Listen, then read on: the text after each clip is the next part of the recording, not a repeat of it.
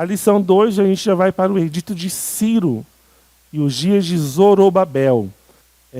Então a gente vê que o edito de Ciro, quando a gente vai ver agora a reconstrução, a volta dos exércitos, são 70 anos. Nesses 70 anos, a Babilônia ela é destruída pelo Império Medo-Persa. Certo?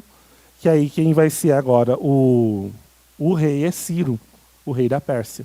Né? Quando a gente vai ver agora a história. Né? É interessante que isso já é uma concretização da profecia de Daniel. Tem aquela estátua, a cabeça de ouro, o peito de prata, e vai sendo destruído. Então, a cabeça de ouro é a Babilônia, o peito de prata é o Império Medo-Persa, que destrói a Babilônia e assume o comando, e assume todo o controle. Né? E é interessante que essa reviravolta na geopolítica mundial é determinação de Deus, porque Deus, a Bíblia vai dizer aqui, que... Oi? Sim, foi castigo e agora Deus está restaurando o povo. Porque aqui diz, ó, eu na minha justiça suscitei a Ciro.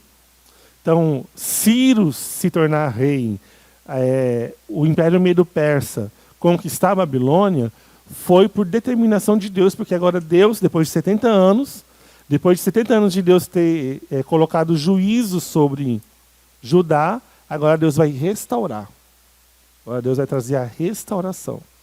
Depois de 70 anos de exílio, Deus vai trazer agora a restauração. Né?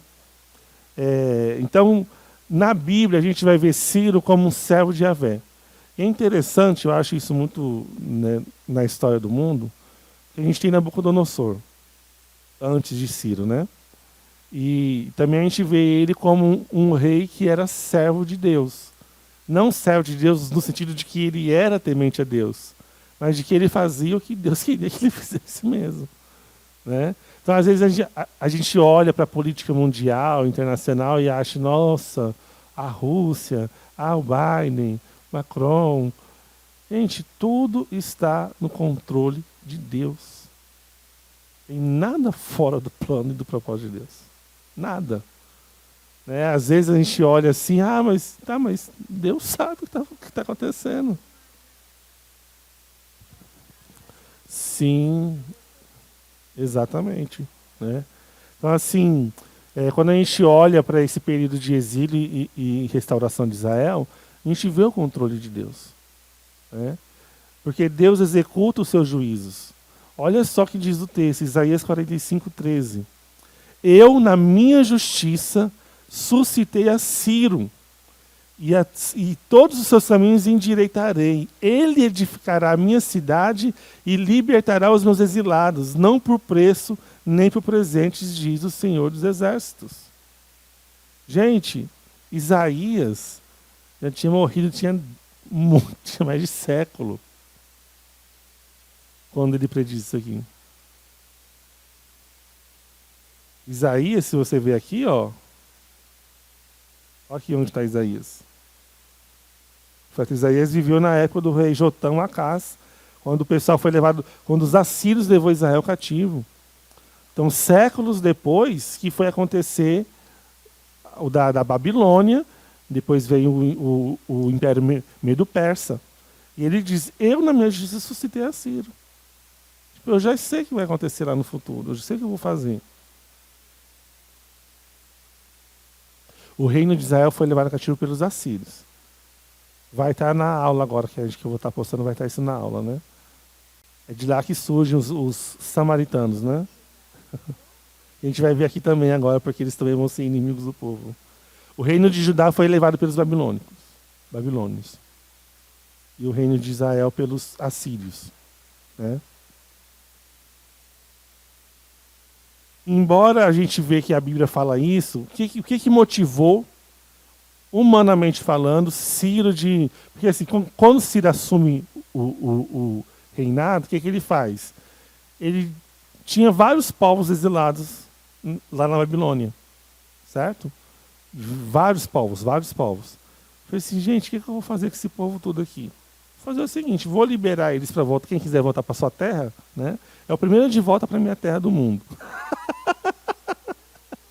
Quem quer voltar para a terra? Volta. Vá com Deus.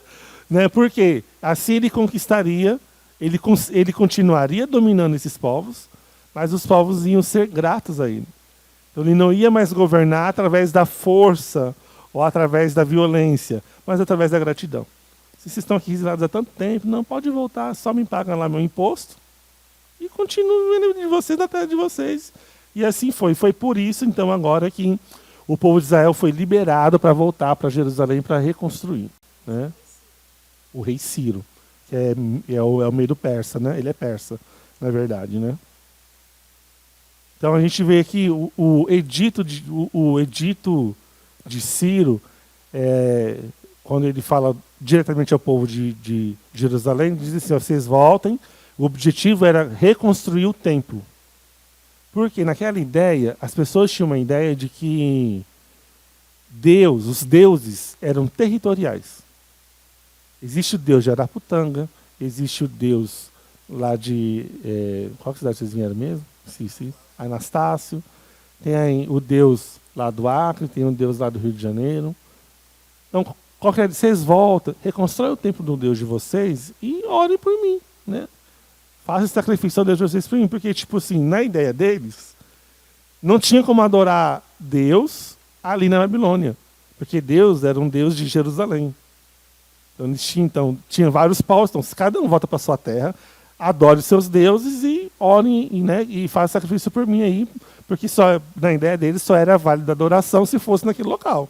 Se não fosse naquele local, não tinha como adorar o Deus daquela terra, né? Então, por isso que ele libera o povo e se vai e reconstrua, uma ordem de reconstrução do templo, né? Então, Zorobabel é a pessoa, é um dos líderes de Judá que volta com essa primeira leva de pessoas para Jerusalém. A gente vai ver que depois vai ter outras levas de pessoas que vão voltar para Jerusalém. Mas nessa primeira ida vai Zorobabel. Não é todos que decidem voltar, né? Não é todos os judeus que decidem voltar. Outros preferem ficar na Babilônia, porque lá eles aprenderam um novo comércio, aprenderam a fazer comércio. Então, quando a gente fala que hoje judeu é um bom comerciante, isso é derivado à época deles na Babilônia. Eles eram muito... Antes disso, eles não eram tão comerciantes. Eles eram pastoris, né?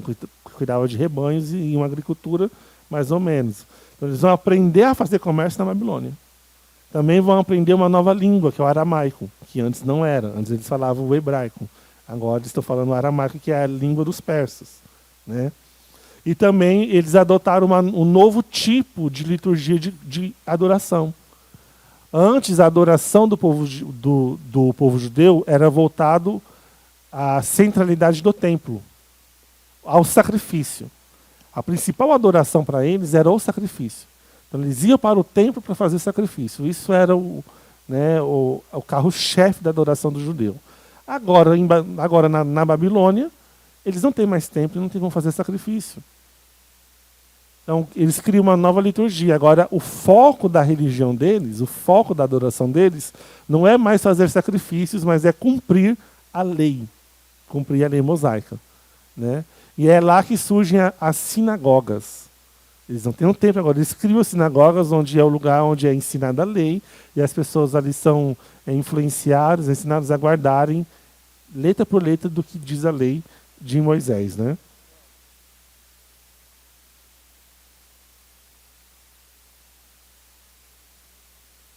Não sei te dizer, mas depois eu vou pesquisar e te falo. Eu não sei o significado literal da palavra, né? Mas é esse lugar de reunião deles mesmo, né? De culto, né, deles, né? Então, volta esse povo para Jerusalém. Então, a primeira tarefa de Zorobabel é a reconstrução do templo. Ele volta com essa função. Temos que reconstruir o templo, né? Então, a primeira coisa que ele faz é inaugurar o altar. Zorobabel é um grande líder. Vamos supor, como era uma situação mais tribal, ele não era um rei de Israel, mas era como se fosse um chefe de família de uma tribo, tipo um príncipe, entendeu? Como se fosse no Brasil, temos o presidente da República, mas tem um governador. Ele seria um governador, uma pessoa muito importante, né? Que liderou esse de volta para minha terra, Um dos primeiros, né? Porque Israel teve vários de volta para a minha terra no decorrer da história, né? Até agora, por último, né? O segundo grande momento, depois que ele coloca o altar, depois que ele reconstrói o altar, imagina que o templo está todo destruído. O templo de Jerusalém está destruído. Lá, quando os babilônios conquistaram, eles destruíram Jerusalém. Só tinha a ruína, né? Então ele voltou, reconstrói o altar e depois lança os alicerces do novo templo ali, né? E quando eles lançam os alicerces do novo templo, aqui vem aquela passagem, né? Que a gente usa muito, né? Uns cantavam e se alegravam e outros choravam. Por quê? Os que choravam eram pessoas que tinham visto o templo de Salomão, porque o templo que foi destruído foi o templo que Salomão construiu, né? Aí que vem aquela palavra, né? A glória da segunda casa será maior do que a primeira, né? Porque agora estão reconstruindo o segundo templo. Já não é mais o templo de Salomão, é o segundo templo, né? E por que a glória da segunda casa será maior do que a primeira? Porque esse segundo templo ele não era maior que o templo de Salomão. Nenhum templo depois disso foi maior que o templo de Salomão. Mas foi o templo que Jesus entrou. Entendeu? Quando eu falar glória da segunda casa será maior que a da primeira, é porque o próprio Deus encarnado estaria nesse templo. Séculos depois ele estaria ali presente, né? Ele não entrou no templo de Salomão, que ele foi destruído. Ele foi entrado nesse templo que foi feito agora com esses remanescentes de Judá voltando da Babilônia, né? Quando eles voltam a fazer isso, entre os povos samaritanos. Se vocês vão assistir às aulas, né, que tem lá, eu vou estar explicando a origem do povo samaritano. Então esse povo agora que não é israelita, mas que morava ali, né? Eles estavam morando na terra ali, né? A terra não estava deserta sem ninguém. Tinha alguns povos ali. Então eles queriam ajudar a reconstrução do templo. Eles queriam fazer parte daquele movimento também, né?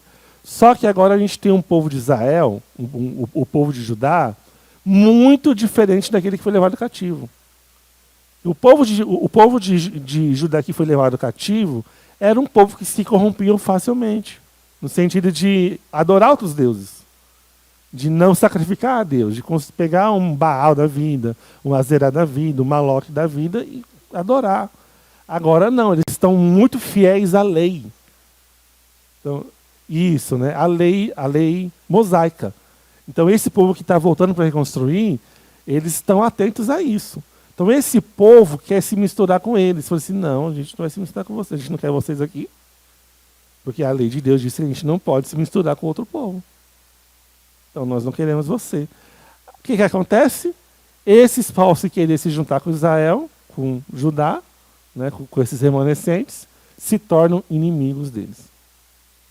Aí a gente vai ver lá em Esdras e Neemias que são esses que vão se levantar para tentar impedir as obras, a reconstrução do muro, a reconstrução do templo, porque eles vieram, eles ofereceram ajuda para o povo de Israel, o Israel não quis ajuda, porque senão eles iam misturar. E segundo a lei de Moisés, não pode misturar o povo, né? Israel não pode se misturar com mais ninguém. Tá?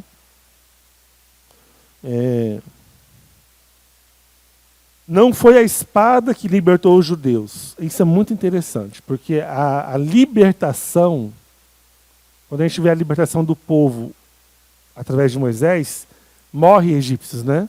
Mas dessa vez, quando Deus está trazendo de volta o povo para a terra prometida, não há morte, né? Foi tudo na paz, tudo tranquilo, tudo de boa, né? Mostrando que Deus é soberano e cumpre a palavra dele.